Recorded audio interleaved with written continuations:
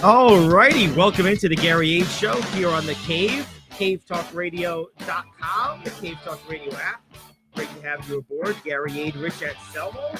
Find us on Facebook and YouTube Live. Good to have you aboard. I personally think that this is going to be a great show, and we're going to do everything in our power to make sure of that.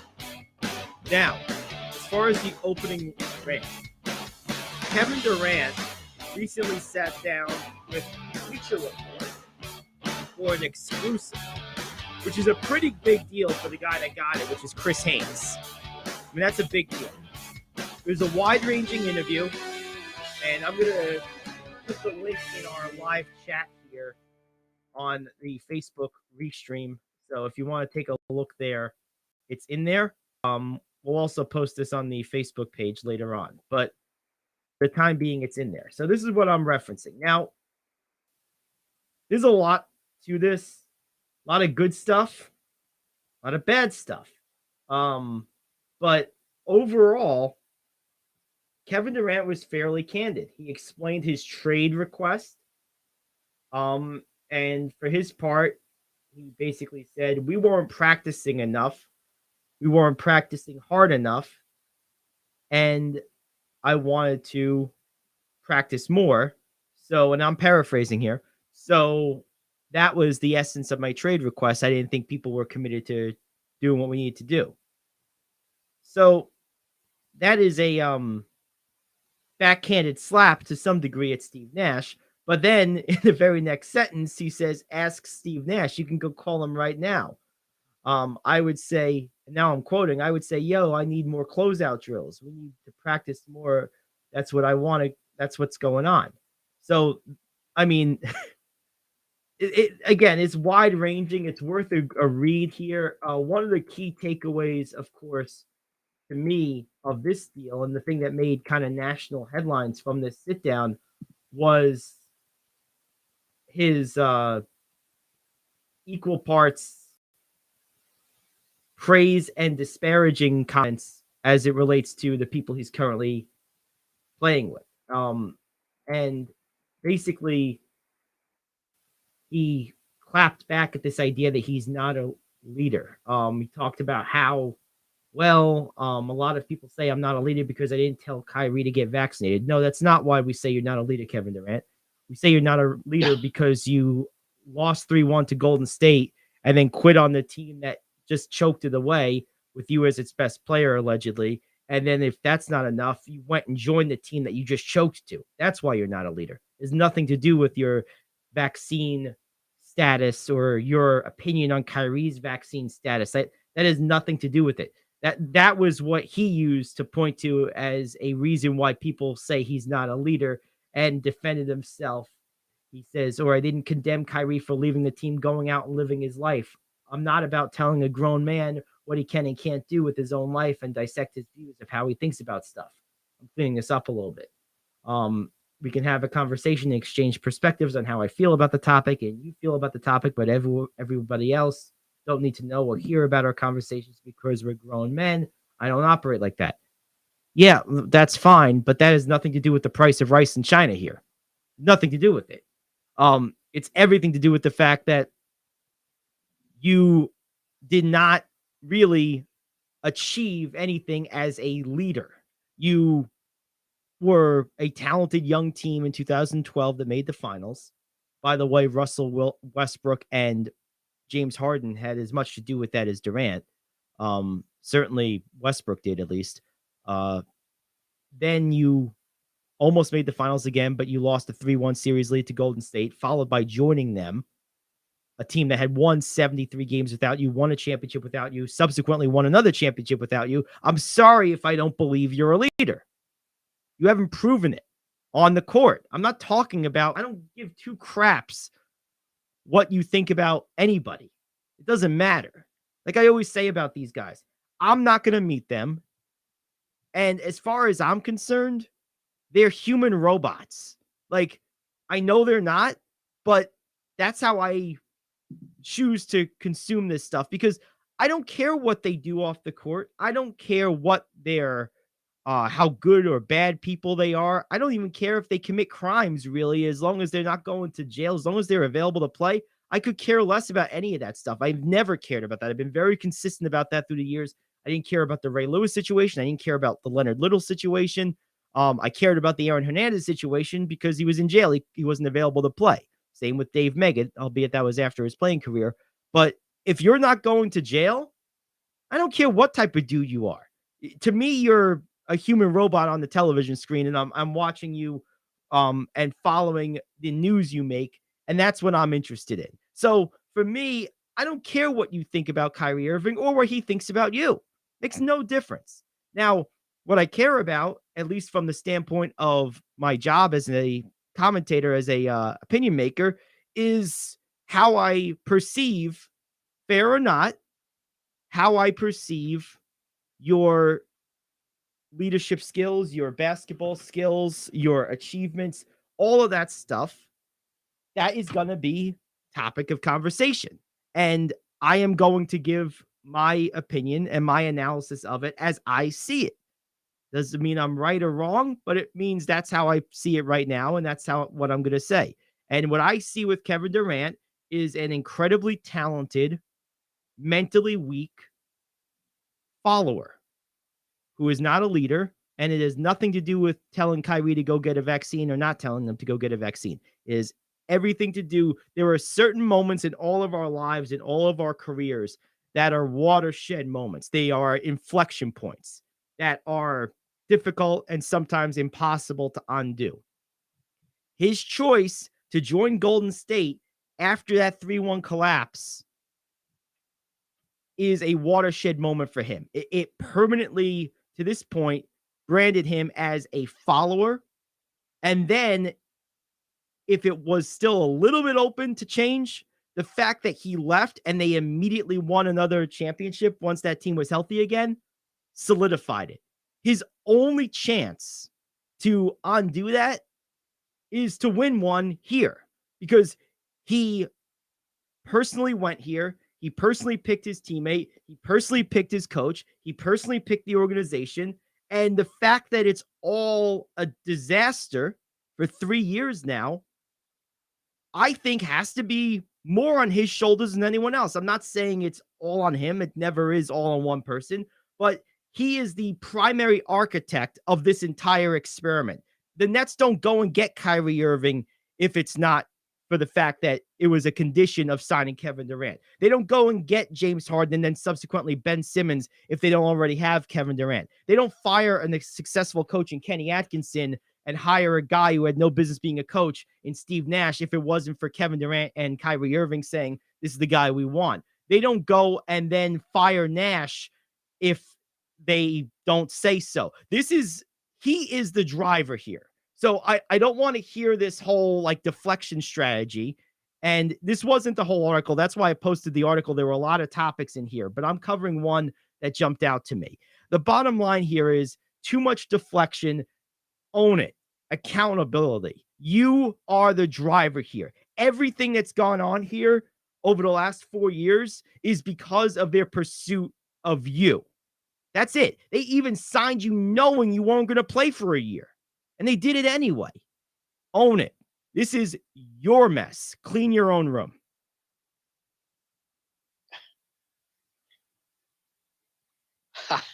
I don't know what else to say. I mean, am I wrong? I mean, this is not. No, you're not. And we've discussed this ad nauseum. Yeah, well. Kevin Durant is not a leader. Right. Toby's a leader. That's right. Toby's always the leader of the station. He's the new face of the station. Kevin Durant is not. No. He always was a follower. Did he tell them we need more practice on this stuff? Maybe he did. And yeah, that's to his credit. That's good. And that's not a bad thing. No, I agree. But he also had the biggest hand, him and Kyrie, in hiring the coach that wasn't doing that.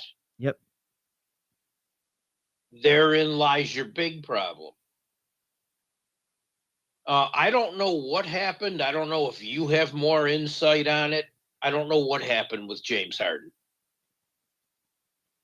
why he left. My understanding of that is that it had to do with Kyrie's absence from the team, and that was pretty much that. Now, that was But what business is that of James Harden's? Oh, it's not. It's none. And I put that on. I put that on Harden, but I also put it on Durant because if Durant was a leader, if it really was something as simple as that, right? By the time Harden was there, it wasn't 100% clear, but it was about 85% clear that the local rule precluding Kyrie from playing in Brooklyn home games was on thin ice by that point. It wasn't clear when it was going to be overturned, but it was clear that it was going to be overturned at some point, more likely sooner than later. And if Kevin Durant was a leader, he would have stepped up in there and said, hey, listen, James, I know you're pissed at Kyrie right now. I feel you. I agree. But at the same time, we're better together than apart. This looks like it's going to change soon. Let's just be a little patient here. And that probably would have solved it. And then again, backing up your point that he's not a leader. Right. He just. Because a leader would have done that. Right. Don't worry about him. Right. You and I got this until this gets straightened out. Exactly. So we can do this. I put a lot of that on Harden. I put some of it on Durant. See, I don't really blame Kyrie here because the thing is, all he did was say, I don't want to get a particular medicine for an ailment I don't have and I'm not afraid of. That's all he did. Right. That's it. So, but a very unpopular opinion at the time. It was very. Kyrie is one to not shy away from. Right. It was very unpopular, but it's also very personal. I didn't get the vaccine for very similar reasons that Kyrie has expressed, but I wasn't under the pressure of the national media with my decision. But it's the same decision for basically the same reasons. Why should I have that luxury and right? Not luxury, that right. Why should I have that right? And Kyrie shouldn't. We're both in that context the same thing. We're adult men who are making personal healthcare decisions for ourselves. Chose not to do something. Right. And with HIPAA laws and everything, shouldn't personal healthcare be personal? It definitely should be. So I mean, that was taken way to the extreme. I mean, you're on Facebook a lot. How many people did you see posting their health cards after they got vaccinated? Oh my God. Some of them were putting it as their profile pictures. What's wrong with you? I don't know. This is why we need a leader for. So let's ask the leader here. Toby, what's wrong with people? Okay, just pet me. Okay. See, people suck, Gary. That's what's wrong with people. That's right. What Toby wants to say, but he's enjoying being petted. That's right. He's like, just pet me. Yeah, we'll worry about this later. For a while until he gets aloof and goes away. Yeah, that's right. And he'll be back. But but yeah, it's crazy though. It really is. And I think that ultimately this whole house of cards that the Nets built, they built it on the presumption that Kevin Durant's talent would be so great and his impact so massive from a talent perspective and a production standpoint that all of these soft things that we're talking about would be kept at bay. And, maybe some circumstances, had they been different, might have prevented some of the fallout. But I don't think so, because when you really break it down, the reason they went and got Ben Simmons is because of what we just said, a lack of on-court leadership intervention between the rift that developed between Kyrie and Harden because Harden didn't like Kyrie going and not getting the vaccine. Durant could have and probably should have stepped in there. And had he stepped in, that wouldn't have happened. That people say, well, how do you know he didn't step in? I guess I don't know 100%. But I'm about 90% sure had he done what I just said, they would have stayed together. Because if Kevin Durant said it to James Harden, given their history together, I believe James Harden would have been like, all right, KD, that's fine. I'll go with you. Maybe he would have. That was a different Harden than the one that they spent time. No, of course, a different stage of his life, no question. But still, I think it's likely that didn't happen.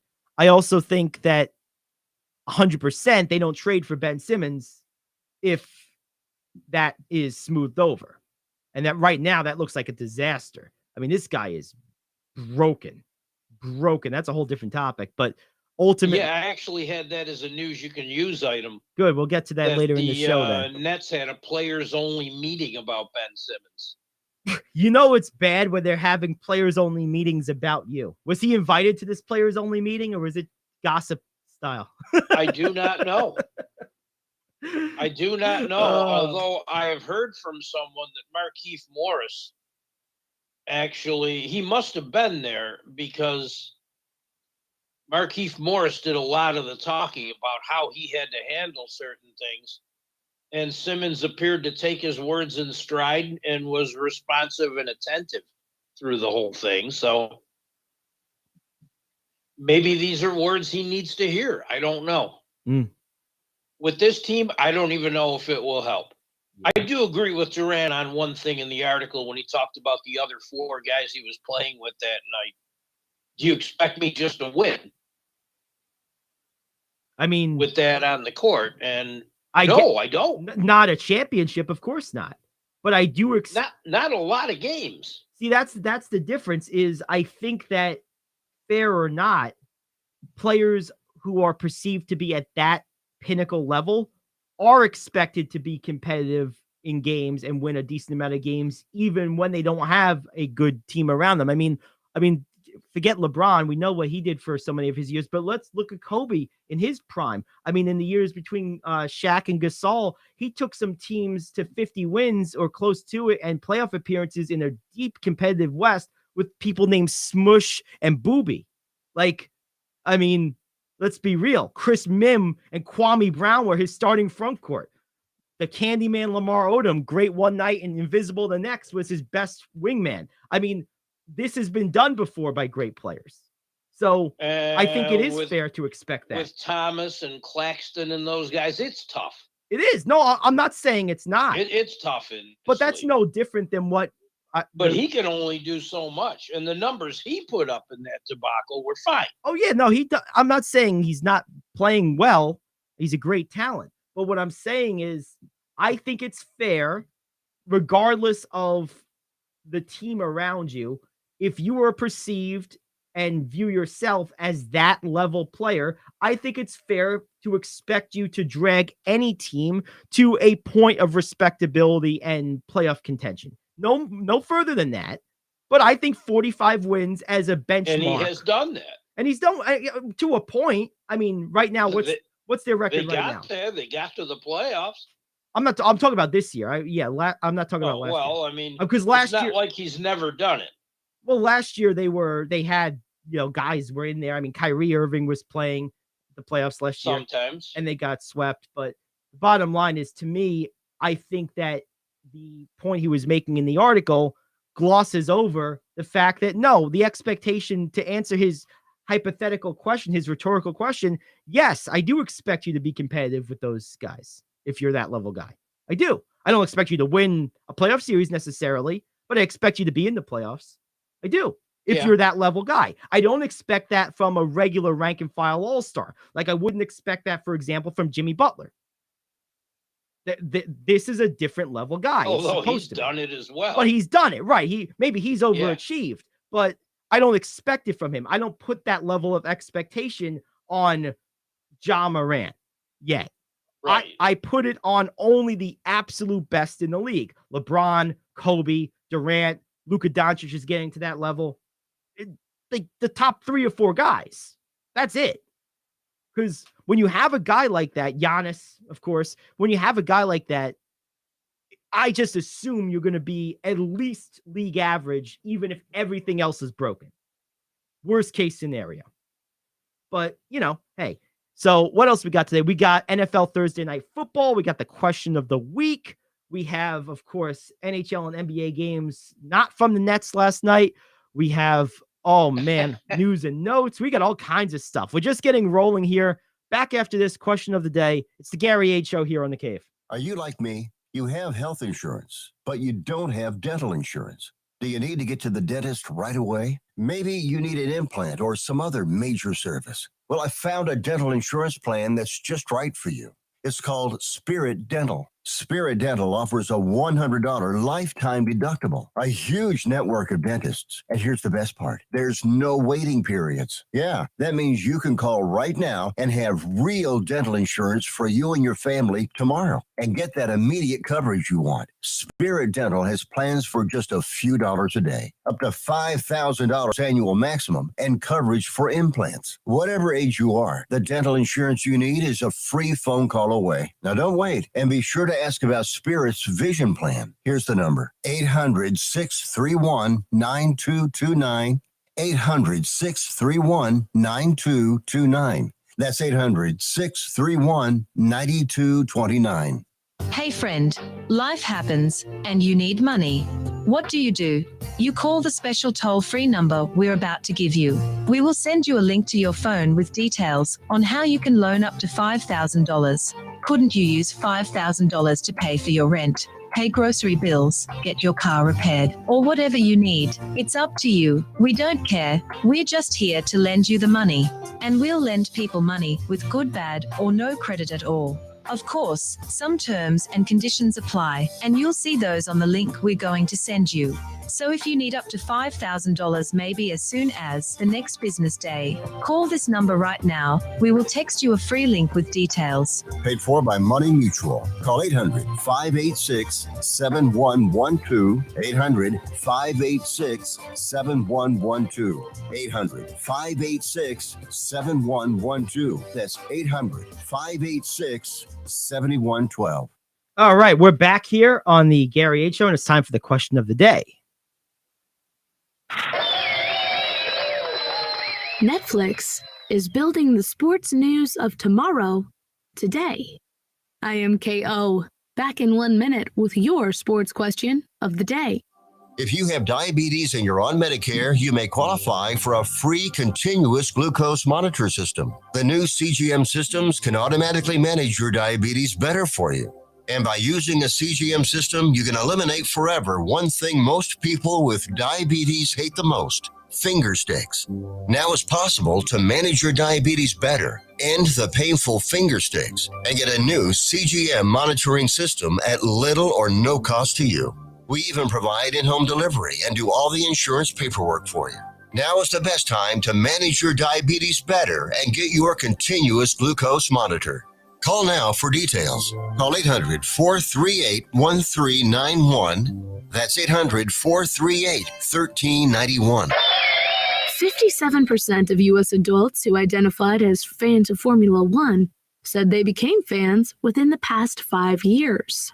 This, according to a Morning Consult survey, which studied how the Netflix show Drive to Survive led to a massive boom in F1 viewership. Analysts are calling it the Netflix effect. But despite Netflix's tremendous impact on the sport, the streaming company doesn't have any rights to in-season programming or live races. Wall Street Journal reports the streaming platform is looking to avoid repeating that mistake in the future. This after Netflix showed interest in purchasing the World Surf League. Question: did you or did you not start watching F1 races after watching Netflix Drive to Survive? You know what, Rich? I'm going to let you lead this because I know you're a bit of a fan of Formula One. You've mentioned that before, so why don't you take a shot at this first?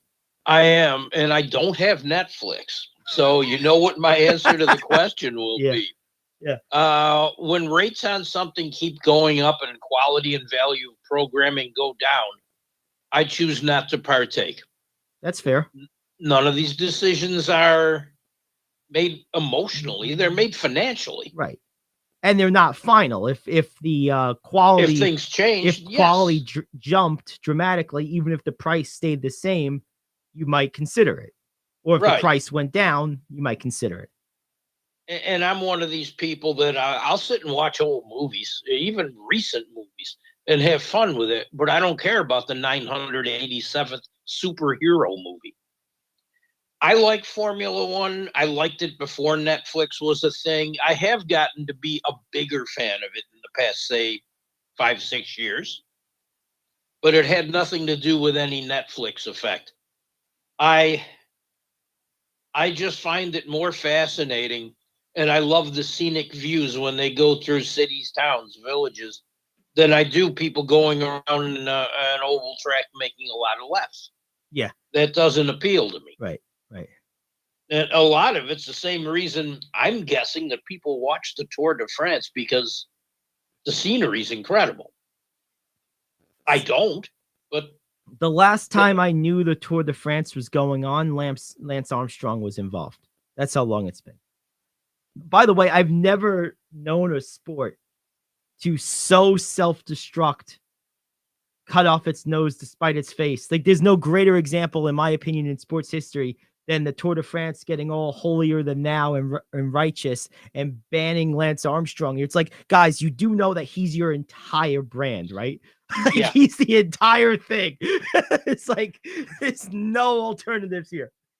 he was more of a brand than Tiger Woods in golf. Yeah, he was. He was the whole thing. At least golf Yeah. has some history with Jack Nicklaus and, of course, Right. Arnie and Gary Player. And then there's other players that people know about that are contemporaries, whether it's Spieth or McIlroy or whoever, Dustin Johnson. Like, you can name a bunch of golfers. Name three other cyclists in the last 30 years. Oh, I have no idea.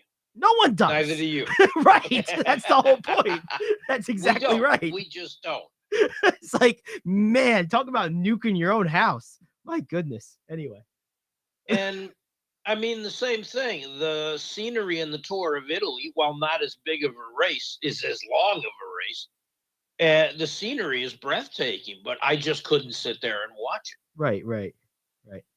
Yeah. But the scenery going through like actual structures and that is very cool in Formula One. I wonder. And I think the driving takes a lot more than it does in NASCAR Well, because of what you're driving through. that makes sense. You've been to a lot of sporting events. Have you ever been to a Formula One event in person? In Toronto, yes. A few years ago when they first started coming to Toronto. I would imagine that is an example of a sport that is infinitely better experienced in person than on television. You don't see as much of it. Yeah. You see the cars going by that general that vicinity section you're of the course, right? But right, which is different. But it's really cool because of the fact you're experiencing it with a bunch of other people. right. And it was a lot of people who knew more about the intricacies of the drive than I did. So it not only was a lot of fun and a great experience, it was an excellent learning experience. No, that's pretty cool. And I plan on doing another one. Makes sense to me. I mean, Toronto's, you know how close it is. Yeah. For me. Yeah, that's nothing. Hop, skip, and a jump. Yeah. And that was actually part of what made the decision for me. I had been interested in seeing one, and I said, "Oh, would I go to Toronto to do this?" But I go up for NBA or NHL games or baseball games. Why not? Why not? Right. Now that's pretty cool. And yeah, I feel in a couple of years I will do another one. I hope they bring more to the States. I won't go all the way to Miami, but I would be interested in the Chicago race when that happens. Mm-hmm. And that might be a weekend trip. There you go. That's awesome. Yeah, I would be interested in the Chicago race too. Chicago's a cool city to hang out in. Yeah, we should plan it. Let's do it. Yeah, let's. And while we're there, I can go back to the holy corner, as I call it. The one time I was in Chicago, this was just outside the city limits. I forget the name of the suburb, but we stayed. My buddy Richie and I stayed at a discount hotel. It was either like a Super 8 or a Days Inn, something of that nature. And right across the street from us was, here's Chick-fil-A and here's White Castle. And here's our hotel. Yes. I brought my Xbox to the hotel with us. Because we drove to Chicago. So I brought my Xbox and a couple of games and controllers. We set that up on the hotel TV. We went across the street, loaded up on all kinds of junk food. And let's just say the septic system there got a workout. I would be bouncing from one place to the other. Literally bouncing. That's exactly what we did. It was great. So I call it the holy corner. What else do you need but White Castle, Chick-fil-A, and video games and a best friend? That's life very right true. there. You need nothing else. Very, very true. And if you brought your wife.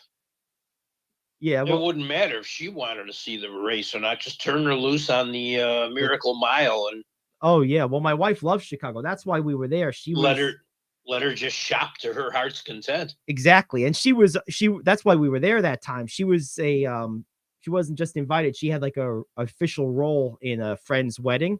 Like I don't know if it was bridesmaid or something of that nature. And I wasn't necessarily invited to the wedding, which was perfect. It's like I don't want to go anyway. So Oh, that's good. You're way too much like I am. That's man. great. I'll just I eat and play avoid video those games. things. Right. So, but that's why we were there. And my wife used to live in Chicago before we were dating and living together. So yeah, So she knows all about that mile. I'm sure she does. Huh. Probably spent a few dollars there over the years, without a doubt. Oh yeah. So there's your question of the day. All right, next up, baseball. Yes, more awards. If some is good, more is better, right? That's up next. Hey, 2 unanimous ones. Unanimous. That's right. That's absolutely. So we got that. We got hockey scores. We'll take a look at last night's NBA games, and of course we have There were NFL. a good number of them last night. There were. So we got a lot to get to. We'll continue on. Back after this, the Gary Ayd Show here on The Cave. Do you own a timeshare? Well, face the facts. You made a mistake. You made a bad purchase. A timeshare is not an investment. It's a money pit that continues forever. If you use your timeshare, that's great. But if you don't and you want to legally get out of your contract, call my friends right now at the Timeshare Exit Hotline. They're an experienced team of lawyers who help good people like you get out of a timeshare contract that they just don't want. Don't throw away your money on maintenance fees. Use it for things you really want. We can help you end your timeshare contract and stop the money drain immediately. If you're ready to move on with your timeshare, call our team right now. Cancel your timeshare now with a free call. 800-741-9557. 800-741-9557. 800-741-9557. That's 800-741-9557. If you're living with diabetes and using insulin, you know the pain of pricking your fingers over and over again. Ouch! Well, by wearing a small remote device called a continuous glucose monitor, or CGM, you can reduce the pain of pricking your fingers. If you administer insulin 3 or more times per day or use an insulin pump, call now and learn how a CGM can help you. Painless. No more pricking my finger. No finger pricks. Convenience. They delivered it free and they took care of all the paperwork. You can reduce pain right away. Plus, it's accurate, easy to use, and helps you spend more time in range. And if you have insurance, you can get a new CGM at little or no out-of-pocket cost. Call now and get free shipping of your new CGM. Plus, we'll bill your insurance for you. 800-826-5884. 800-826-5884. 800-826-5884. That's 800-826-5884. All right, we're back. Why don't we hit the NHL real quick, Rich? What do we got? Oh, you threw me off. Hey. I was in baseball mode. There were 3 games last night. The 2 TNT games were both interesting for different reasons. The St. Louis Blues in Game 1 won their 4th game in a row by beating Chicago 5-2. Both Jordan Kyrou and Ryan O'Reilly each had a goal and an assist for the Blues. Andreas and Athasiou scored both goals for Chicago. The late game was a fun one. The LA Kings beat Edmonton 3-1. Not a great offensive night, although Justin Moore had his first NHL hat trick for the Kings. But they blocked 29 shots as a team, completely frustrating Edmonton. They blocked almost as many shots as their goalie faced. That's great defense. The third non-nationally televised game, thank you for that. The Ottawa Senators beat the Buffalo Sabres 4-1 behind some real good goaltending. An injury, the Minnesota Wild placed goaltender Marc-Andre Fleury on injured reserve due to an upper body injury. He hasn't practiced. He will be out for at least a week We don't know how long, but he didn't look good in the last game, and I have a feeling that's when he hurt it. The game in St. Louis was fun because the moms are on the road trip with the team. Oh. Bunch of players' moms sitting up in the stairs, drinking wine and knocking back cocktails whenever the Blues scored, and they scored a lot. So the moms were having just as much fun as the players, and that was kind of cool. That is pretty cool. Mason Appleton's going to be out for the Winnipeg Jets. He had wrist surgery on Wednesday. He's going to miss 8 to 12 weeks. And I believe it. You need your wrists in that game. It just makes a lot of sense. That's one of the worst injuries you can have. Edmonton forward Evander Kane is home, out of the hospital, doing well. He is going to start rehabbing and wants to get back as soon as he can. He knows it's 3 months, but I'm just glad to see that he's home and he's doing okay. And the NHL put out their rankings, their Super 16 power rankings 2 weeks ago. The Devils didn't get a vote. This week, they're in second place. Wow. They passed Vegas for second place. The Bruins, of course, with the best record in hockey, are first. That's hockey. There you go. There's hockey. Now to baseball. So, baseball. Unanimous Cy Young. Unanimous. Justin Verlander. Both leagues. Yep. Justin Verlander, and baseball writers awarded the right people. Right. Verlander's comeback, and I mean, historic statistical season, deserved it. Alcantara had an old school kind of season. He went 7-8 deep at least in most games. They both deserved it. I have no issue with these.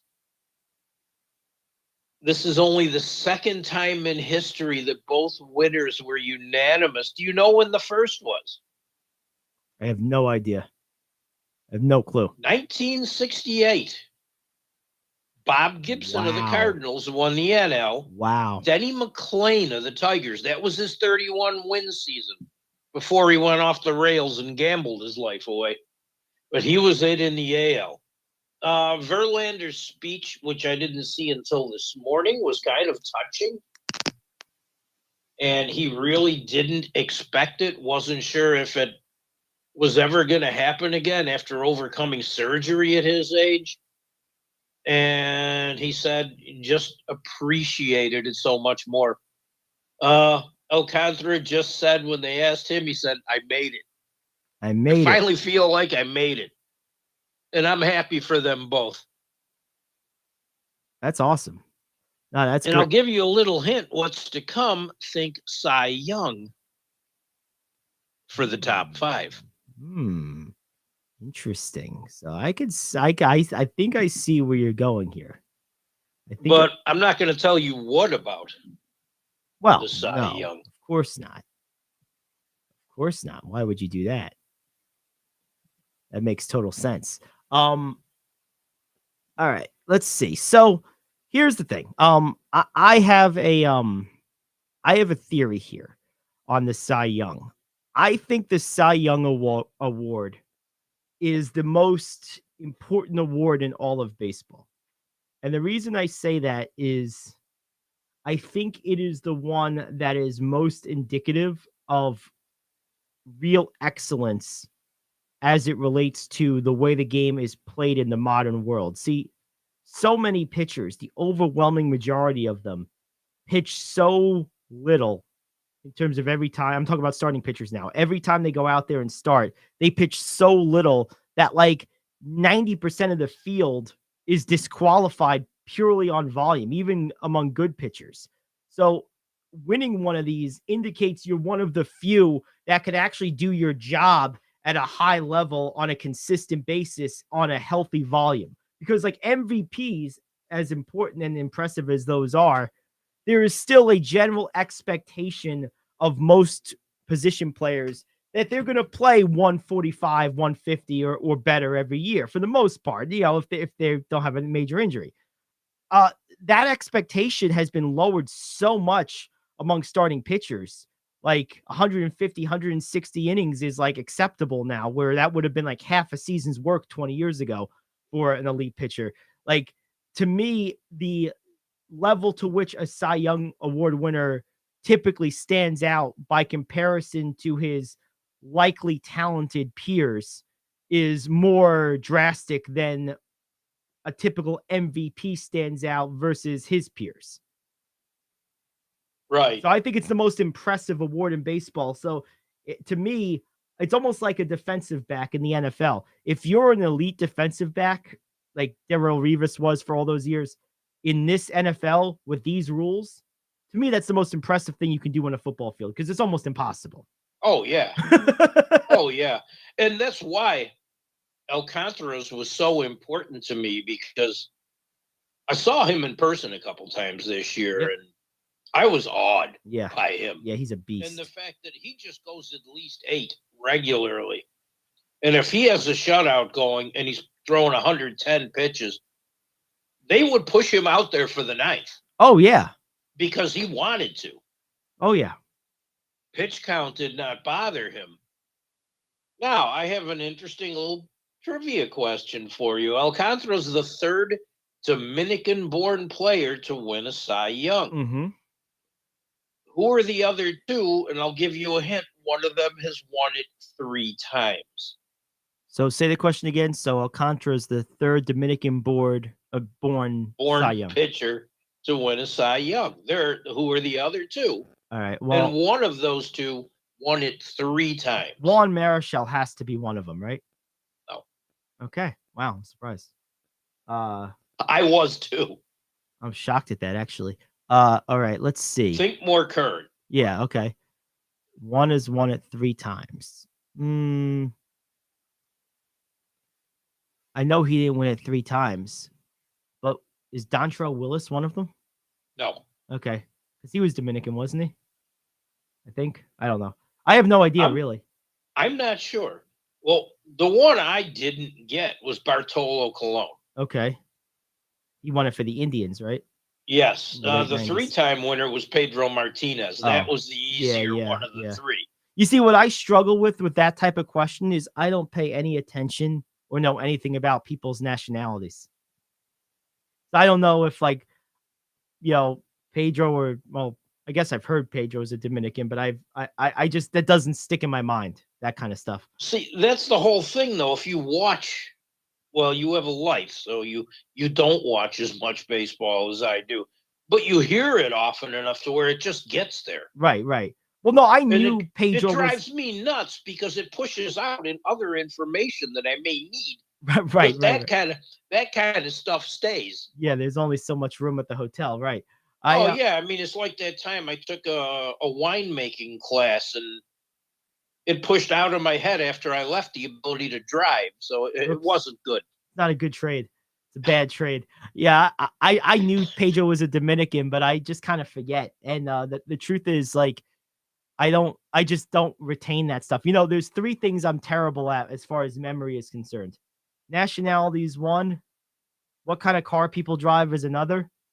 And the 3rd thing is like anything to do with things I've ordered at a restaurant. Like, if it's like an ethnic restaurant of some kind, like, if it's an item that I don't know already what it is, I'll never remember, for example, if I go to an Indian restaurant, what I liked and didn't like, what I got and didn't got. So every time I go, I'm like trying something new for the first time for like the 5th time probably. And I don't even know it. See, I'm not as bad at that, but I am. I was in your car and don't know what kind of car you have. Right. Yeah. I mean, it just. Yeah, I'm terrible with cars. It doesn't matter to me. Right. Yeah. Just not something I recall. Something else about Alcantara. 229 innings pitched last year, 6 complete games. That was the most in MLB in 6 years, and more than any other team in MLB through last year. That's amazing. See that? And that's what I'm talking about. Like that to me is way more impressive than I'm assuming it will be Bryce Harper in the National League will win the MVP, most likely. And it's probably going to be Judge. If it's not Judge, it's Ohtani in the American League. I But think it's going to be Judge, and you know who my pick is. yeah, I And mean, it's not just because I like the Angels. no, I I think am far more impressed with the guy that gets near 40 home runs and wins double-digit games with a well under 3 ERA, and his strikeout per 9 rating is almost 12. That impresses me a lot more than the guy that just hits the ball. yeah, it's yeah, of course, it's more unique. You could say it's unprecedented, really. So, I understand that 100%, and I agree with that. But even that, as crazy as Ohtani is, because of the way baseball is played now, a pitcher that gets 6 complete games is like that's like beyond a unicorn. That's like, that's a Sasquatch right there. Yeah. That's Nessie, baby. That's a mythical creature. It's not even a fictional creature. It's a mythical creature. I agree. It's a rare feat. It is. It absolutely is. So there you have it. All right. Let's go ahead and take a break real quick. We'll come back. We'll be a little early for the top of the hour, which is fine. We can do the top 5, but you know what? We have a couple minutes. Let's stay on schedule. Let's take a look at the Knicks last night. So the Knicks won their game. They beat Denver. No Jokic in this game, so that's a major qualifier to mention. But still, it's a good win for the Knicks. Either way, I mean, it is a nice win. And Randall was a beast. Now, I thought Jokic was going to be playing, and I thought Randall would have this type of game with or without him. Well, with him playing, he obviously didn't play, but he had it without him, and boy, did Randall play well. He played probably his best game of the season. 34 points, 11 rebounds, 4 assists for Julius Randle. Absolutely powered the Knicks to this win, 106-103. Highland was a top performer for the Nuggets. He had 21 and 7. But, this is the thing with Julius Randle. He's just good enough that he's capable of these games and will generally score, but he's not quite good enough to be a number 1 on a consistent basis, or maybe even a number 2. But he has the capability on any given night to be the best player, and he was last night. Yes. It doesn't happen consistently enough. Yeah, he's not good enough for that, but he's good enough for it to be a possibility on any given night. Now, I was also happy to see Jamal Murray. He fought his shot a little bit in this game, but he played extended minutes, really had a high usage rate in this one. Had a balanced stat line, 21, 9 rebounds and 6 assists. Like I said, he fought a shot a little bit, only 7 of 20, but he's one of my favorite guards in the NBA. And to me, as he goes, the Nuggets will go. If he's on that Damian Lillard or close to it level of production, Nuggets, I think, become a very formidable team in the Western Conference.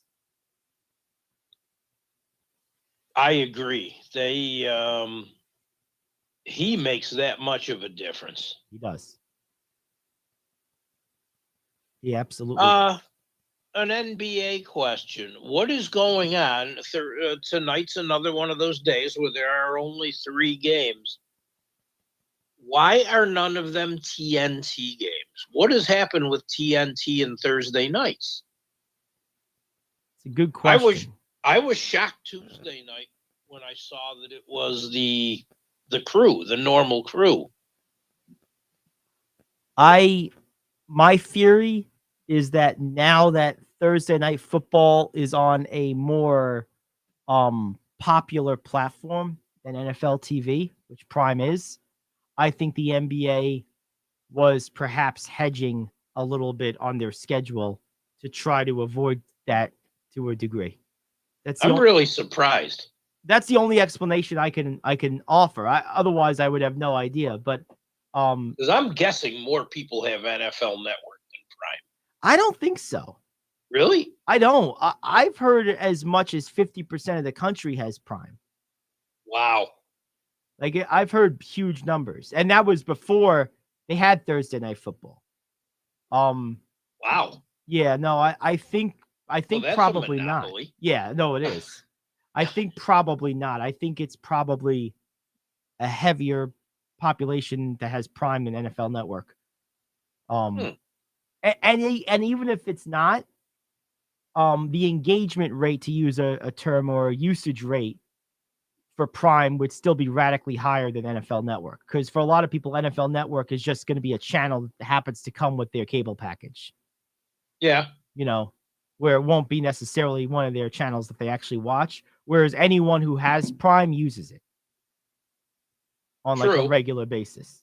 True. So I'm old enough to remember Microsoft being under all this antitrust stuff because of their monopoly, but Amazon's just fine, I guess. Well, you know why? Because they are such a diverse business. So the Sherman antitrust monopoly laws are based around the concept of monopolizing a specific product or sector. See, technically, Amazon can claim to be a technology company because their largest source of revenue is the hosting fees they charge for businesses to run on Amazon Web Services. So then they say, well, we're not a monopoly because, we only have 40% of this market or whatever it is. Then they have their retail business. Now they're in the content business. So they're so diverse that they don't have a large enough piece of any particular business to be constituted as a monopoly, even though they have so much overall. So the laws are kind of narrow in their scope, which is why they're able to get away with it legally. Okay. Yeah. Interesting. Oh, geez, you can't walk outside your house without running into one of those trucks. And you know what's funny about that? Amazon owns almost none of those. Those are all owned by independent businesses that are contractors for Amazon and use Amazon branding for marketing. So another ingenious play by them to avoid monopoly problems because they don't own any of that. Very much so. So. I mean, if I wanted a package and I didn't want it left on my porch, I could have it sent to my pharmacy. Right. Yep. Who has the Amazon lockbox. Yep. A lot of apartment complexes even have that now. My buddy Rob, his apartment complex has that. That is smart. Yep. So. Because I live across the street from someone that gets an Amazon package almost every day. Oh, yeah. Oh, yeah. I have no idea what she buys, but there's always something there. Well, people buy everything there. I mean, you're talking, they'll buy toothbrushes, toothpaste, kitchen gadgets, cat litter, toilet paper, you name it. People eat it up. They do. Oh, yeah. It's crazy. All right, let's take our break. We'll come back. We got the top 5 around the corner. Cy Young is the topic, and we will see exactly what on the other side of the break. Back after this, top 5 is next. It's the Gary Ayd Show here on The Cave.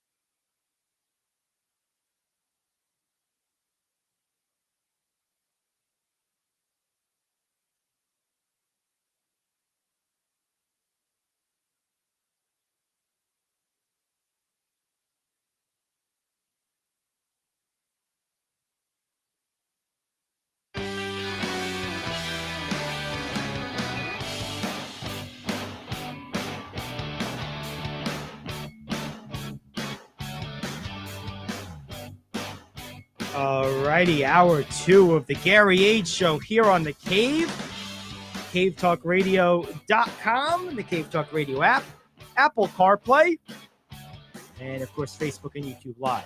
Great to have you aboard, Gary Ayd, Rich Anselmo, and top of hour 2, of course, you know what that means. Jack George, cue it. It's time for the top 5. This is the moment we've all been waiting for. It's time for King Talk Radio's Top 5. There we have it. All right, what do we got today, Rich? Okay, with the Cy Young Award winners being named yesterday, give me your top 5 pitchers that haven't won a Cy Young, who could still win one. So I'm not talking like Nolan Ryan. Adam Wainwright. Right. Still playing, but his chance of winning a Cy Young at this point. 0, right. It's not gonna Right. happen. I have a list of 5, so we can compare when you're done. Interesting. You know, a guy that I think is a really good pitcher is who's this guy on on Houston? Alvarez. He's really good. I think I could see him winning a Cy Young at some point in his career. To my knowledge, has not yet. Their number 2 pitcher. Okay. I think he's really good. I still think now it would definitely be of the one-hit wonder variety. There's no question about it. But I still think, kind of like AJ Burnett back in the day, he reminds me of him in some ways, the guy I'm about to say. I still think that if the stars all aligned and everything went right for 1 year for Noah Syndergaard, I think he has the talent to put together like a crazy season randomly. Like I could see him randomly going 20-5 with a 2.3 ERA and 240 strikeouts. Like I could see that randomly happening. He's proven he won't do that consistently, but I feel like he's capable of that happening one random season. So I have a top 5 and a few others I left off. Syndergaard was not in there. Okay, I'm going to put him on there because I just feel he's one of those guys that's going to have one of those like random seasons. Like Josh Beckett had one of those years, AJ Burnett. So I'm going to put him on there. So Alvarez, Syndergaard. Trying to think. Who's the pitcher for God, you know, I'm having a hard time with this one. You know, I really like what Alcantara did this year. Obviously, he just won it right now. I don't know. Like this is hard. This is a really hard one. It took me a while. Yeah, I'm gonna have to do something I never do, and actually like look something up because I really don't know. I mean, I personally think Alvarez is my number 1. Like when I watch that kid pitch, he's a beast. I don't think you're wrong at all, but he didn't even make my list of 10 or 11. I didn't know Garrett Cole hasn't won a Cy Young. Yeah. I just thought he had won one. Oh, he's been in the top 5 a whole bunch of times. And he's been second twice. I didn't realize that. I really didn't. On my list. Yes, you stumped me with this one. I'm having to cheat here. Couple other names as I'm looking at it. I didn't realize Wheeler. I should have known Wheeler. Wheeler. I'm not putting him on my list. Silent protest. The hell with that. I can do that. Julio, he was on my list. Yeah, he should be on my list, but no, I'm going to be petty because blah. Hell with it. I'm allowed to do that, damn it. It's my list. It's my show. I can do what I want. I'm going to be petty on that one. Okay. Just because. That's your right. Julio Urias. Definitely. For the Dodgers. He is also on my list. Yep. I'm looking at some other names here. Yu Darvish, Aaron Nola. We mentioned Wheeler. I don't know. I feel like Darvish may have just like crested. Like he felt like he just had the best season he's ever gonna have. What about Joe Musgrove is another one. He's been pretty good. I could see him having like a random 18-6, 2.3 ERA type of season. He's not a big strikeout pitcher, but I could see him randomly winning one. I'll put Joe Musgrove on there. Musgrove is on my list. Yeah. Yeah, he's pretty good. Darvish is not on my list. Mm-hmm. Urias is on my list. Yep. I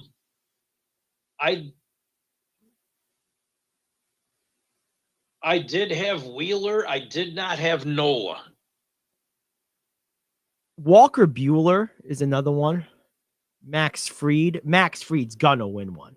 Max Fried was on my list. Because he's what, like a third-year pitcher? Like yeah. He's young, isn't he, Max Fried? For the Braves? Yeah.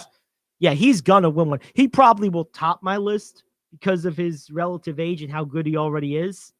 I just feel like his chances of winning one are excellent. Same with Walker Buehler. So I guess my list is gonna look like this. Number one for me, I guess it has to be Garrett Cole. I mean, he's been one of the best pitchers in baseball forever. Cole was my number one. Yep. I just assumed he had won one. I thought he won one at some point with Houston. So that shocked me to learn that. I thought he had won one already. All right, so Cole is number one. I think I'm gonna put at number two, I think I'm gonna go with Max Fried because of the amount of time he still has to do it and how good he already is. 3, I'm gonna go with Alvarez. 4, I'm going Walker Buehler. And 5, I'm gonna go with Julio Urias.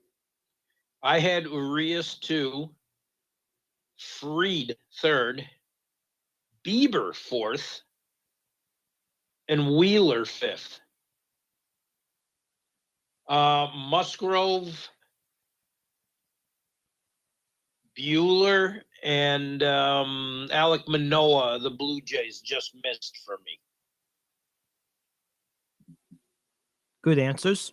Yeah, this is one of those things that you definitely need to like look up some names, but as you start looking them up, you're like, oh yeah, and oh yeah, like that list expanded rapidly. Did you find like an article or something with those? Article and just some a list of people's names, yeah. Yeah. Interesting. Yeah, because I was just like trying to think of it and it just wasn't coming, the names weren't coming to me. So yeah, I think Bieber's overdue. Yeah, I would agree. The kid for the White Sox, I don't think he's won one yet. And I think he's overdue if he hasn't.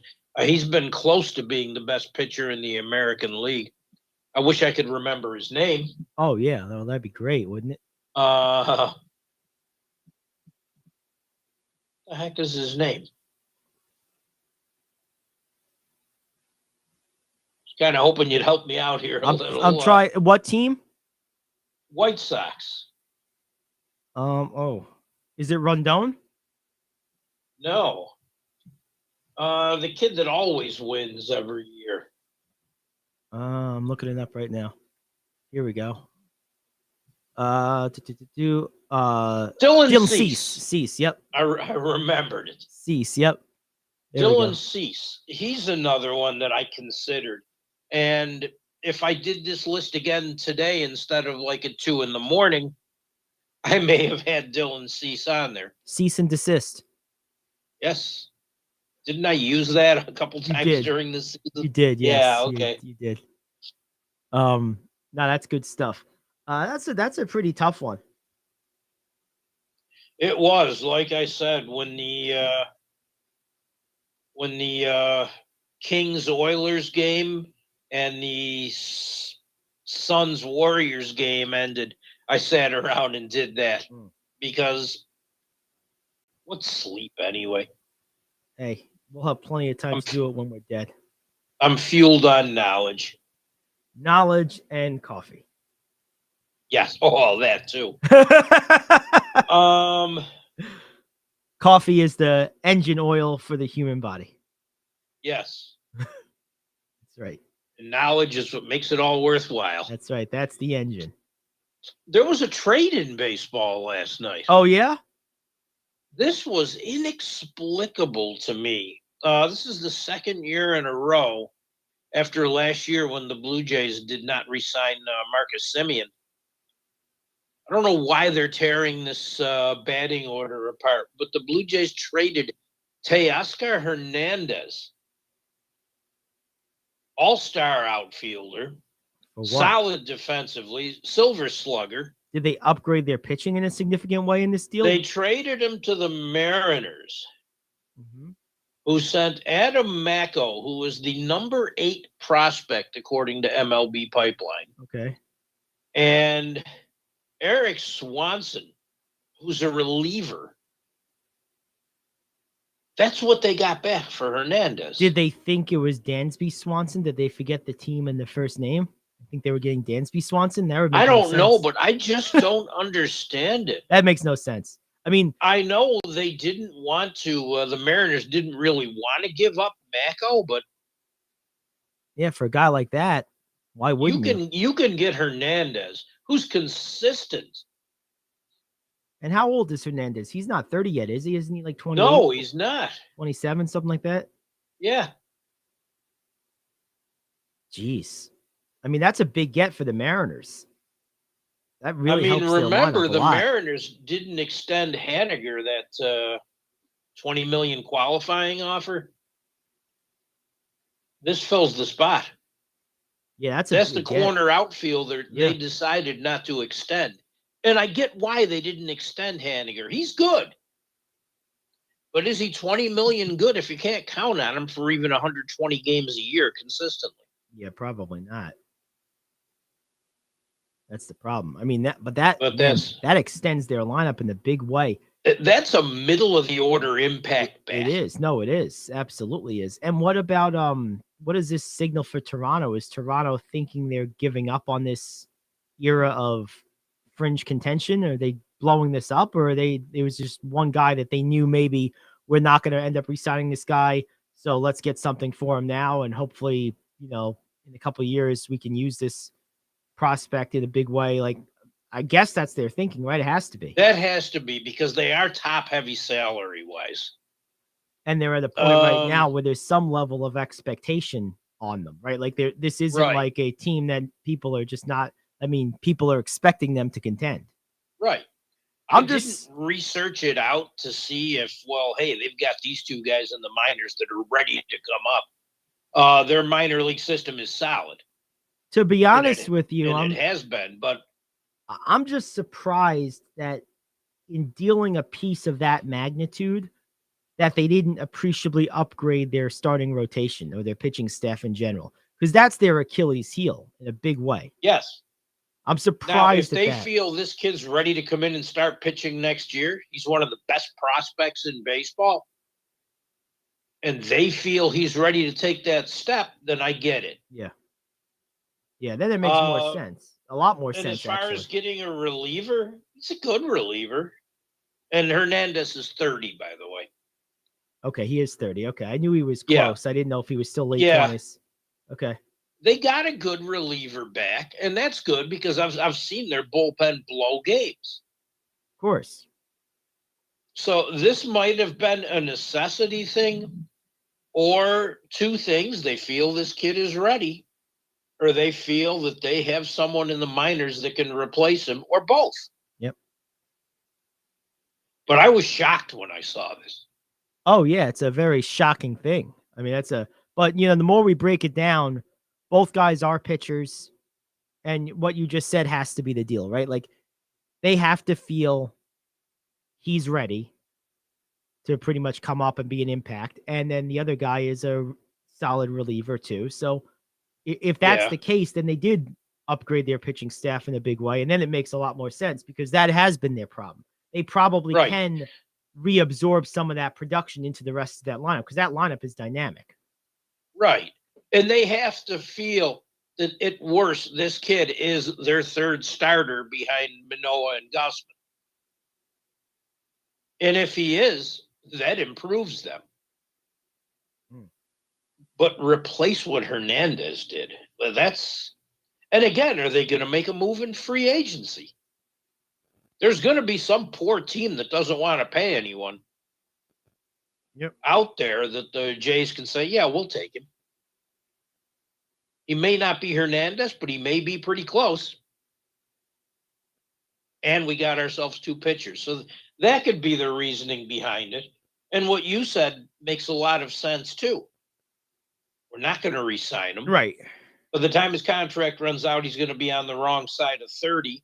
Do we want to pay him for 6 or 7 years? Probably not. Or even 4. See, right. The Mariners can afford to do that. Right. Because their payroll is not as extensive. Not yet, anyway. Although they just signed the Rookie of the Year, Rodriguez, right? Rodriguez to what, a 20-year deal or something, or a deal that ends in 18 years.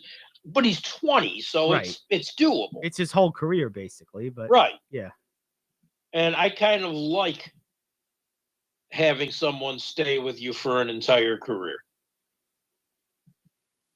It makes sense. There you go. All right, let's take a break. We'll come back. Let's hit the NFL Thursday Night Football, and we have some NBA stuff and news and notes. That's what's on tap the rest of the way. Back after this, the Gary Ayd Show here on The Cave. Are you like me? You have health insurance, but you don't have dental insurance. Do you need to get to the dentist right away? Maybe you need an implant or some other major service. Well, I found a dental insurance plan that's just right for you. It's called Spirit Dental. Spirit Dental offers a $100 lifetime deductible, a huge network of dentists. And here's the best part. There's no waiting periods. Yeah, that means you can call right now and have real dental insurance for you and your family tomorrow and get that immediate coverage you want. Spirit Dental has plans for just a few dollars a day, up to $5,000 annual maximum, and coverage for implants. Whatever age you are, the dental insurance you need is a free phone call away. Now don't wait, and be sure to ask about Spirit's vision plan. Here's the number: 800-631-9229. 800-631-9229. That's 800-631-9229. Hey friend, life happens and you need money. What do? You call the special toll-free number we're about to give you. We will send you a link to your phone with details on how you can loan up to $5,000. Couldn't you use $5,000 to pay for your rent, pay grocery bills, get your car repaired, or whatever you need? It's up to you. We don't care. We're just here to lend you the money. And we'll lend people money with good, bad, or no credit at all. Of course, some terms and conditions apply, and you'll see those on the link we're going to send you. So if you need up to $5,000 maybe as soon as the next business day, call this number right now. We will text you a free link with details. Paid for by Money Mutual. Call 800-586-7112. 800-586-7112. 800-586-7112. That's 800-586-7112.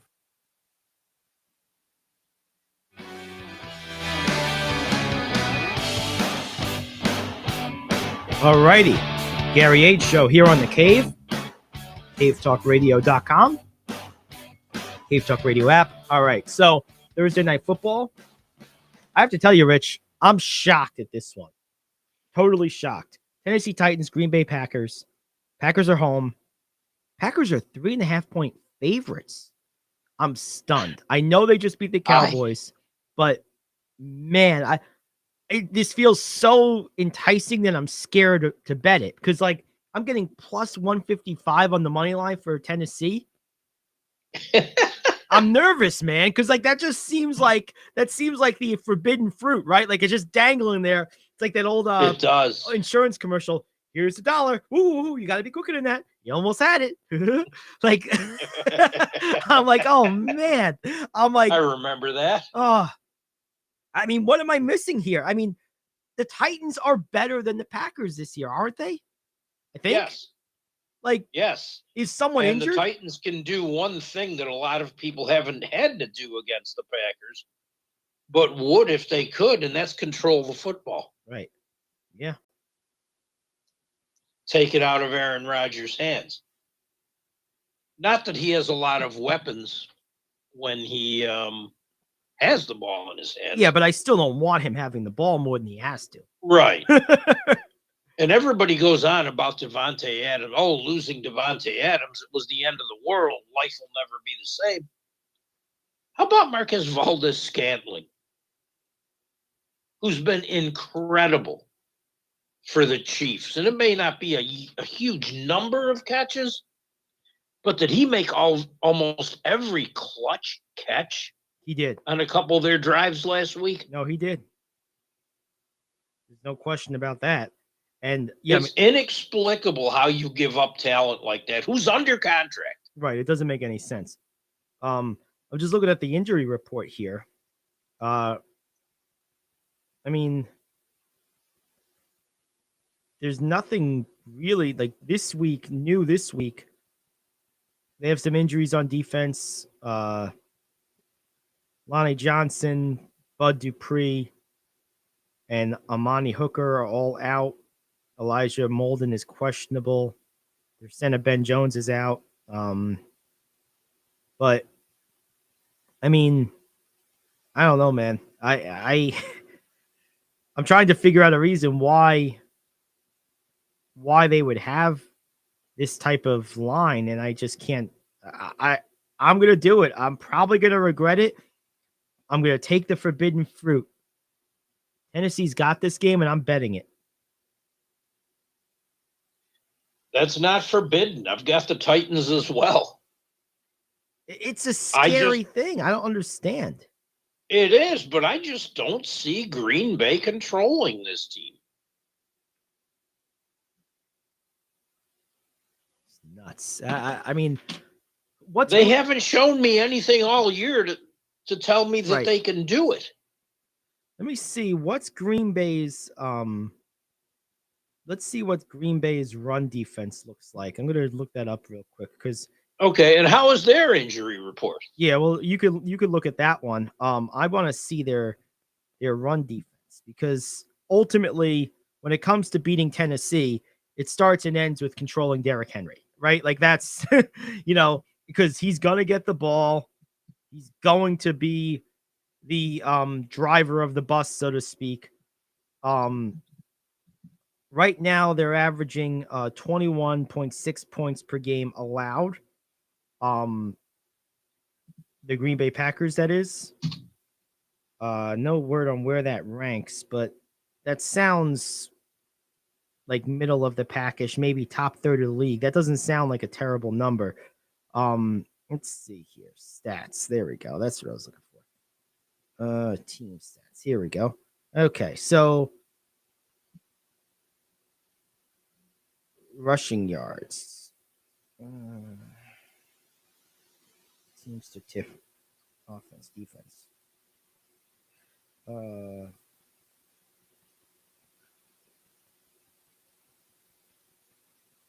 What the hell? These people are crazy. They don't list that. You don't even have statistics on rushing yards allowed anymore. That's not sexy enough. It's not sexy enough, I'm telling you.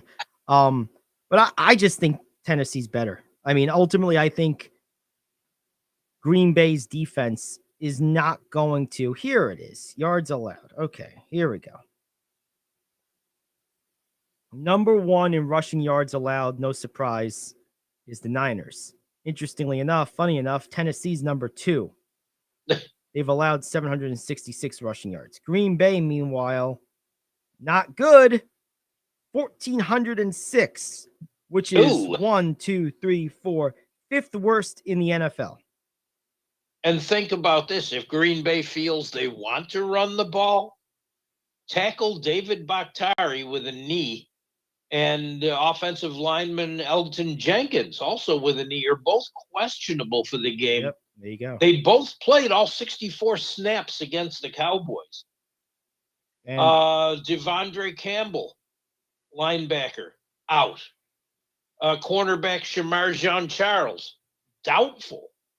He practiced limited on Wednesday, but didn't do anything on Monday and Tuesday. It'll be interesting to see what those offensive line injuries amount to, because Green Bay actually, to their credit, is top 10 in the NFL in rushing yards to this point. They're 7th in the league on the season at just under 1,300, 129 a game.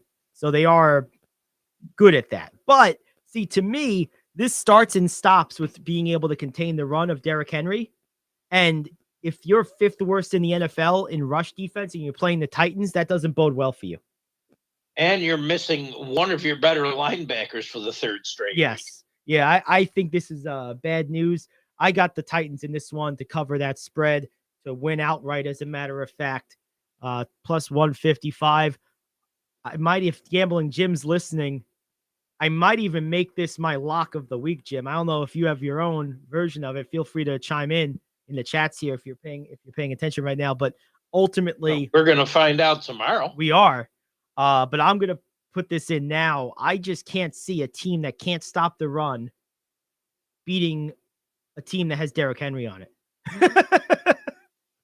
And anyone listening who appreciates this kind of information and dealing with spreads and prop bets needs to listen to the Sunday show.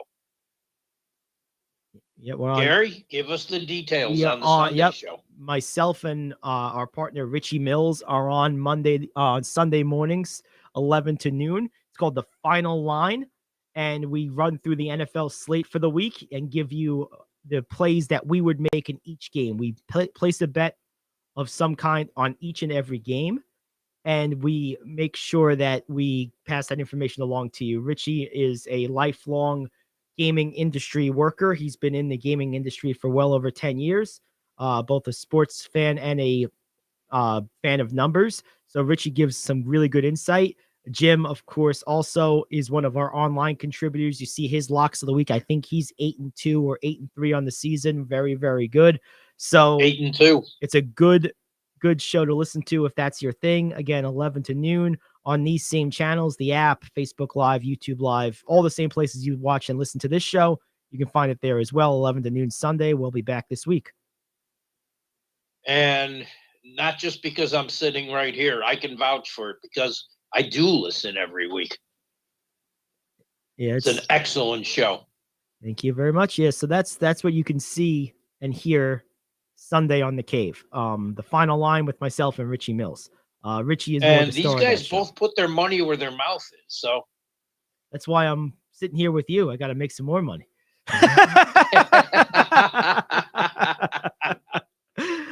That's what I'm sitting here with. You're Toby. just lucky I don't come over and help myself to dinner. You'd really be in trouble. Oh man, I would need to make all kinds of money then.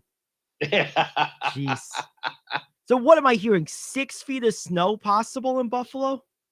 3 to 6, they're saying. I think realistically it's more 2 to 3. It was what I was going to lead off news. You can use this. The NFL is talking to Buffalo about possibly playing this game in Detroit, like they did about 8 years ago, a game against the Jets. That when we got that, about 8-9 years ago, we got that freak storm where the city got like 7 feet of snow in a record amount of time. And the funny thing was, when that fell, I was downtown and we weren't touched. But it looked, when you looked just outside the city, there was a wall.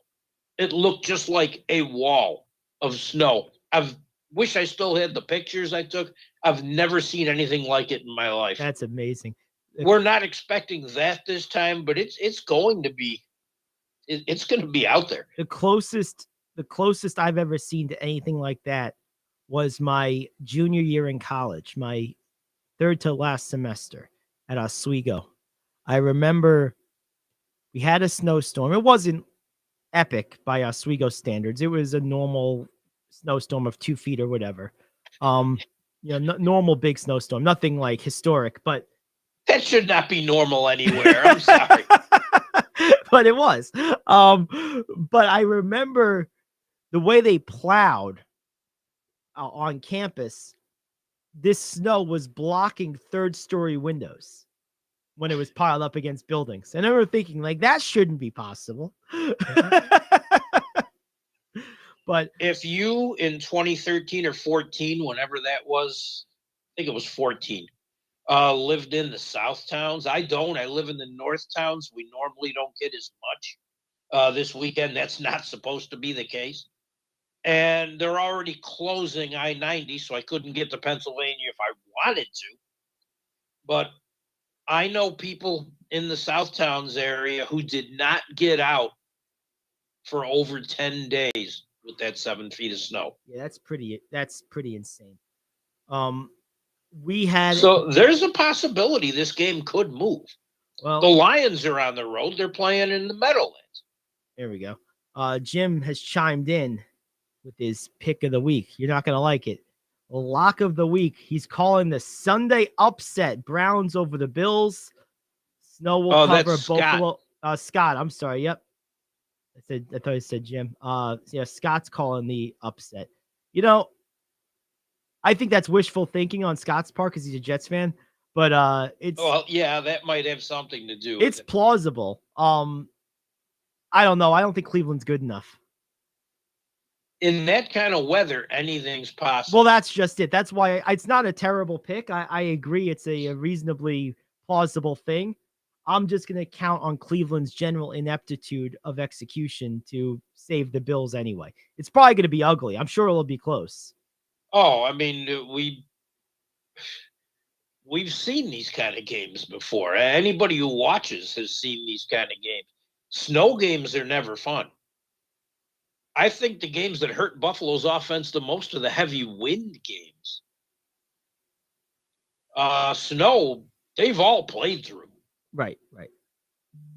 That's not going to bother me. And there could be 10 feet of snow outside. The field's going to be clear. There won't be 10 feet on the field. I would be more concerned with the wind than the snow. Understood. Makes sense to me. All right. Well, let's take a break. We'll come back. Let's hit some NBA stuff. Then we'll do news you can use to wrap it up. It's the Gary Ayd Show. Back after this here on The Cave. Do you own a timeshare? Well, face the facts. You made a mistake. You made a bad purchase. A timeshare is not an investment. It's a money pit that continues forever. If you use your timeshare, that's great. But if you don't, and you want to legally get out of your contract, call my friends right now at the Timeshare Exit Hotline. They're an experienced team of lawyers who help good people like you get out of a timeshare contract that they just don't want. Don't throw away your money on maintenance fees. Use it for things you really want. We can help you end your timeshare contract and stop the money drain immediately. If you are ready to move on with your timeshare, call our team right now. Cancel your timeshare now with a free call. 800-741-9557. 800-741-9557. 800-741-9557. That's 800-741-9557. If you're living with diabetes and using insulin, you know the pain of pricking your fingers over and over again. Ouch! Well, by wearing a small remote device called a continuous glucose monitor, or CGM, you can reduce the pain of pricking your fingers. If you administer insulin 3 or more times per day or use an insulin pump, call now and learn how a CGM can help you. Painless. No more pricking my finger. No finger pricks. Convenience. They delivered it free and they took care of all the paperwork. You can reduce pain right away. Plus, it's accurate, easy to use, and helps you spend more time in range. And if you have insurance, you can get a new CGM at little or no out-of-pocket cost. Call now and get free shipping of your new CGM. Plus, we'll bill your insurance for you. 800-826-5884. 800-826-5884. 800-826-5884. That's 800-826-5884. All right, we are back. The Gary Ayd Show, NBA news and notes. What do we got the next couple of days, Rich? I'm not going to go through every one of these games last night because some of them I just don't care. Although the OKC Wizards game was fun and interesting, and as Shai Gilgeous-Alexander just building that legacy every time he hits the court. So good. Miami, Toronto. This intrigued me. And it was a better game than the Boston game. In fact, it was a better game than most games that Yeah, night. Boston put it to, what was it, Atlanta? Atlanta, yes. Yeah, they put it to him. Yep. Despite Tatum just having a terrible shooting night. But the mark of a great player is when you could play well, not shooting the ball well. Yep. And he did. But Miami had 6 guys in double figures. A lot of people played well. Bam Adebayo didn't play. What was he out for? I do not know. I didn't see a listing on why he played. He played great the game before. He had probably his best game of the season the game before. Yeah. Siakam and Gary Trent Jr. did not play for the Raptors. OG Anunoby's been saying for a while, I want to be a bigger part of the offense. I want to be a bigger part of the offense. Well, 32 and 10 last night. Well, in 43 minutes. Showed he should be. He used the force. It's called he force is push. The force. That's right. Force push for Obi-Wan Kenobi there. Van Vliet was back, 23 and 8 assists. Yeah. Scotty Barnes played 41 minutes, had 19, 6 and 6. They played well. Boucher off the bench, the big man with a 15 and 10 double-double. The Raptors played well. Lowry played really good. Of course, Butler did, even though he didn't score a lot. Max Strus was their leading scorer with 20 points. I have 2 games I want to dive into here. First and foremost, Cleveland and Milwaukee. Milwaukee beat them by 15, 113-98. Giannis only had 16 points in this game, really fought a shot like 30-something%. But I've talked about it all the time, what a luxury Brook Lopez is. And this is why I talk about it. 29 points, 10 of 13 shooting, 7 of 9 from 3. This guy is just an absolute professional. There's nothing else to say.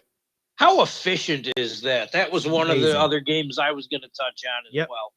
Amazing. I mean, Giannis did have a near triple-double along with those 16 points. He had 12 rebounds and 8 assists, so he competed. But again, he fought a shot this game, just 33% from the field, and also missed a lot of free throws, just 4 of 11 from the line. So not a good shooting night for Giannis. Lopez, meanwhile, picked up where Giannis was leaving off, and then they got 21 big points by Nora off the bench, 6 of 10 from the field by him. Cleveland, meanwhile, had a good game from their starters. Their bench did absolutely nothing. Combined, their bench only scored, what is this, about the 10, 14, 18, 20 points total from the bench. That's not going to get it done. Nora had 21 by himself for the Bucks. So Nora, the bench scoring, and Lopez's shooting efficiency were the keys to this one, in my estimation. And the other game, I'll tell you what. Did Love not play? He played, but he didn't play well. He only scored 5 points. Okay. I'll tell you what, I'm coming around to your side just a day later. Just yesterday, I think it was, you were talking about how it might be time to worry if you're the Warriors. And I'm there now. I was kind of hedging yesterday, but I'm officially in the worry camp now. You got 50 plus from Steph Curry for the 11th time in his career, and you still lost by double digits to Phoenix, missing Chris Paul. And that was the thing. The sequence that did it for me the most was the Suns are running down on defense. Curry is defensively in the middle. There's a guy running free on the wing. Curry points to another player to tell him to take the middle, pointed a second player to get the guy on the left, and Curry took the guy on the right. Guy on the right was bigger than him, but Curry had him covered. The other 2 guys didn't do their job. There is no communication with this team at all. And that concerns me because this team normally communicates well defensively.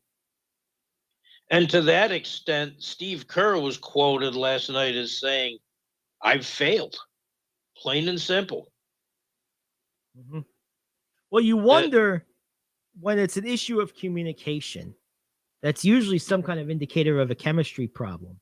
And you wonder how much of that is tied to the offseason stuff with Draymond Green and Jordan Poole. I know they said they buried the hatchet, But, the proof can be in the pudding, because the thing is, we have a lot of data on this team to suggest that not only are they good communicators, but that is the strength and even the bedrock of their team in all these years that they've been winning. So the fact that this has gone from their absolute biggest strength to their absolute biggest weakness, with that singular event interceding the changeover, I don't think it's too far of a stretch of logic to say that they could say whatever they want.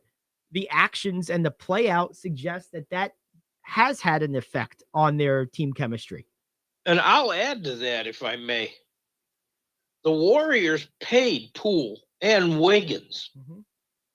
Green wanted a max contract sooner rather than later, and the Warriors did not do that. How much is that affecting things? And I'm going to give you Steve Kerr's direct quote.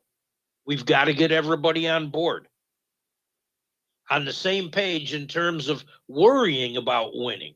Right now, we're just scattered. It's a pickup game out there. There's no execution at either end. There's no commitment to the group to get 3 stops in a row or to execute on offense. And it obviously starts with me. I'm the coach of the team, so I have to figure out a way to get that production, that sort of commitment to the team and to each other and to winning that it's going to require. See, right there is a perfect example that highlights what I was talking about earlier on the other side of it. As far as what I was saying about Kevin Durant and lack of accountability, lack of owning everything. Everything Steve Kerr said in that statement is accountability. It's owning things. That's leadership. I'm not the biggest Steve Kerr fan in the world, but that's a perfect example of what leadership sounds like. And it's the exact opposite of what we heard from Kevin Durant. I just wanted to and he's taking that upon himself. Yes. And that's accountability. That's exactly what you want to see in any leader, whether that's the coach or one of your player leaders. That's what you want to hear. Well, I mean, and Curry was trying to yell out instructions all night. Yep. So he's taking his part. Of course. Draymond, who's the defensive leader, was doing none of it. I don't care how much you yell at them on the bench. How about on the court? How about leading your team defensively? I would say his defensive leadership right now is lacking its normal punch. There we go. Had to get one in. It was late in the game. No. Had to get one in. No. There's 3 games in the association tonight. Oh, yeah? What do we got tonight?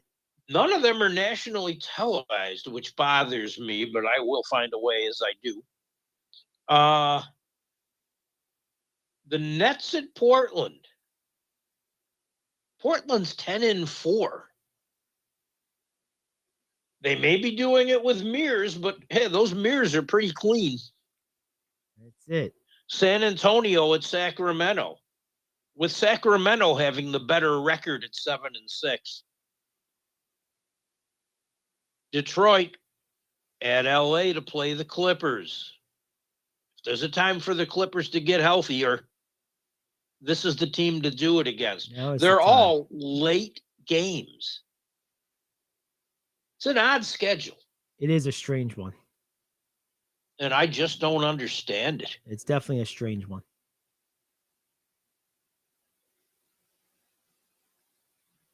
There you have it. All right. Well, let's go ahead and take our last break. We'll come back. We'll do news you can use and wrap it up. It's the Gary Ayd Show here on The Cave.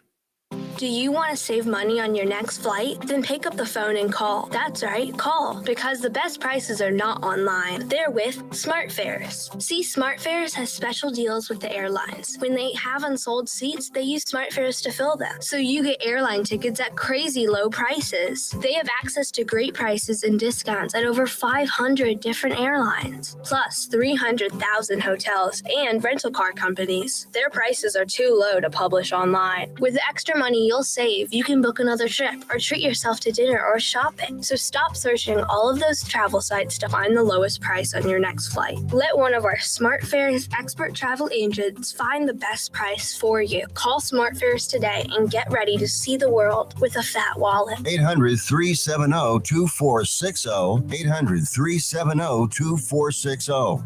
800-370-2460. That's 800-370-2460. Come on, you watch the news. Be prepared to pay more taxes. Then if you owe back taxes or haven't filed in a few years, get ready. The IRS, the largest collection agency in the world, will be coming after you with the power to collect taxes by any means they want to. Hey, they can freeze your bank account, your passport, even padlock your business. Oh, good times. Look, if the IRS claims you owe them $5,000 or more in back taxes and they're coming after you, don't panic. Call my friends at Get a Tax Lawyer first. Their job is to negotiate with the IRS and save you money. They're experts at it. That's all they do, and you can trust them.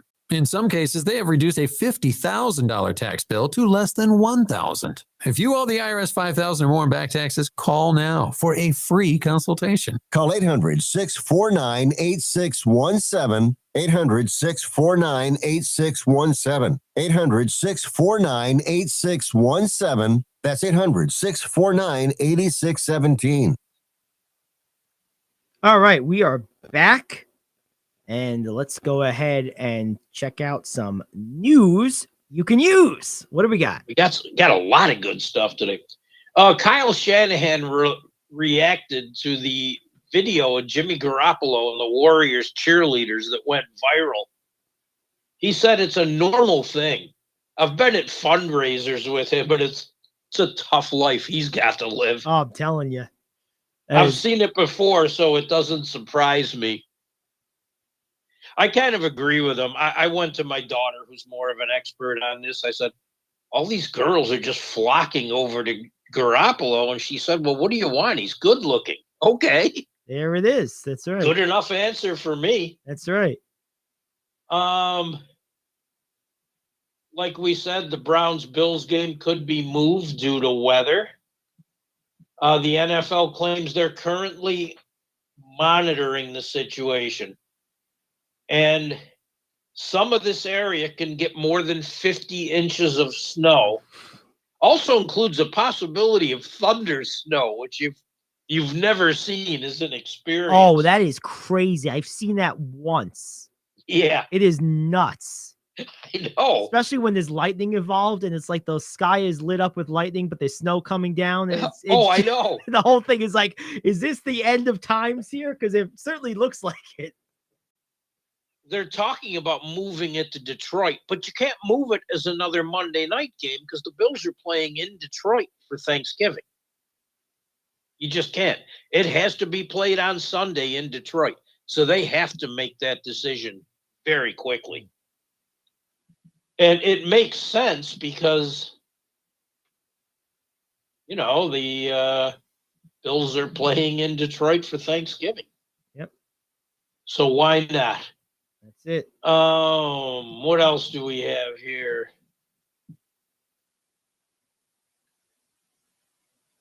Warren Sharp, one of these NFL analysts, is complaining about the Bills' new stadium. He answered an Adam Schefter tweet, which says it's calling for 3 to 6 feet of snow. NFL's monitoring it. Warren Sharp said, imagine building another outdoor stadium that costs $1.4 billion with taxpayers contributing almost $900 million as the league discusses the potential of you losing a home game due to snow. Play in snow or don't build another outdoor stadium in the snowiest NFL city in America. I think he's got a good point. I do too. I mean, one or the other. I don't care which it is. I mean, I don't think it's necessarily the end of the world to play in snow, nor do I think it's nonsensical to build a domed stadium in Buffalo. Like, right. Either way is okay. But I agree with him. It doesn't make any sense to cancel a home game because of snow and then plan about building an outdoor stadium in that same spot. I couldn't agree with him more. I think that point is well taken. That is pretty funny. It is. Shaq did it again. Uh-oh. The Shaq. He was talking about on Inside the NBA Tuesday night. He said, the other day I was driving and the moon was on my left. As I keep going straight, didn't make no turns. About 20 minutes later, the moon was behind me. Mhm. And Barkley said, well, that's because it was moving, fool. Yeah. Do either of them have a clue? I don't think so. Uh, I don't think so. Well, Shaq is one of these flat earthers, isn't he? I think so. Well, that explains a lot. Now, Shaq has always had some rather interesting theories and some amazing stories, Oh, yeah. but I have nothing else on that. The Suns are apparently moving closer to a Jay Crowder trade. Hmm. The Suns appear close to finalizing a 3-team deal involving Crowder. Of course, there's no information on it. And I don't know, will it happen before Thanksgiving? I don't know. But I'll tell you this. There's a lot of teams that could use a Jay Crowder on them. Yes. Yes, there are. He's a good player. I think Cleveland can. Cleveland. I think a team like Miami could use him. I know he's played there before. Golden State could use him. Golden State could use him. Phoenix can use him. Oh, never mind. I'm just saying. No, he's a useful player. You know where I think he would play great is Denver. I think he would make a huge difference in Denver. Yeah, I could see that. That would be really good to me. I could honestly see that. I see it in Cleveland. I really do. That's a good one. I agree. Because he can defend multiple positions, and they can use that. He can defend 2 through 4. Yeah. Yep. All right. Washington Commanders head coach Ron Rivera named his quarterback for Week 11. Yes, it's Taylor Heineke. No, he won't go any further with that. He won't commit to him because, hey, Wentz is throwing. Oh, great. Now, Heineke is popular with the teammates. And Can't be I think because him he's buying productive. Air Jordans for all of them to celebrate the win over the Eagles was kind of a cool thing to do. That is pretty cool. And I see no reason why you just don't commit to him for the year. I don't understand it either. I mean, because let's just be honest with it. Apples to apples. He's been a more productive quarterback for Washington than Wentz ever has been. But, Right. Remember, this is the commies. And what do commies do? Take merit out of the equation. So it makes perfect sense. Yeah, it does. Unfortunately. We got time for one more? One more. Let's do it. Kyrie Irving's projected return date to the Nets lineup was revealed. Surprised? Players want to know why it hasn't happened already. It's been more than 5 games. They said he could possibly rejoin the Nets as soon as Sunday's game against Memphis. They said that Irving is nearing completion of the process laid out for him by the Nets. I thought the Players Association was going to do something about that, but apparently they did not, because Irving is still going through it. And the Nets players all said, hey, this should have been done a while ago.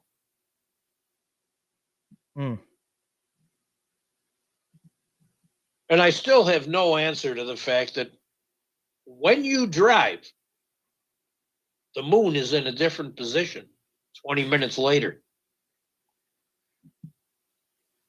You know what? Can you see him and Barkley sitting down, putting pen to paper, trying to figure some of this out? They are not exactly Rhodes scholars. NASA saying, guys, please Please have a Chill. drink. Stop. chill. Go do whatever you do. Just don't do this, please. Thank you. To quote Bruce Willis in the movie The Whole Nine Yards, Oz, relax. Chill. Have a martini. Or a Yukon Jack. That's actually the best solution to most things. Just have a Yukon Jack. That's it. All right. Well, that does it for us. We will be back tomorrow and enjoy Rick Tittle and Tiddling Sports, which is up next here on The Cave.